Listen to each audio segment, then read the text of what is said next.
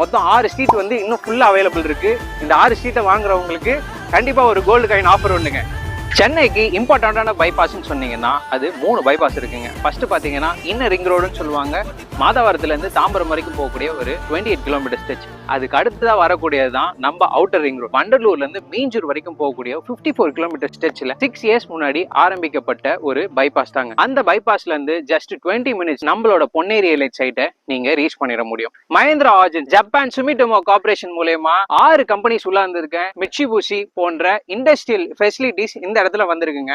அது மட்டும் இல்லாம மஹேந்திரா அவங்களோட இண்டஸ்ட்ரியல் ஹப்பை இங்க தான் சூஸ் பண்ணியிருக்காங்க.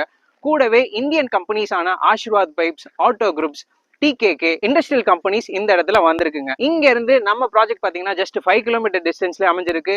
இது ஒரு டிடிசிபி ரேராப்பூர் லேஅவுட் பொன்னேரி எலைட், அதாவது பொன்னேரி டவுன்ல இருந்து ஜஸ்ட் 1 கிலோமீட்டர் டிஸ்டன்ஸ்ல பொன்னேரி பஜார், Ponneri railway station, Ponneri bus depot, Ponneri court and அதே மாதிரி பொன்னேரி சரௌண்டிங்ல ஒரு சூப்பரான ப்ராஜெக்ட்ங்க இது.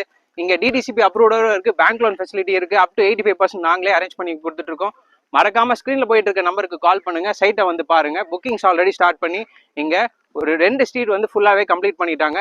அது மட்டும் இல்லாம முக்கியமா மஹேந்திரா சிட்டில இருந்து நிறைய கஸ்டமர்ஸ் வந்து இங்க டோட்டலாவே வந்து பர்ச்சேஸ் பண்ணிருக்காங்க. இங்க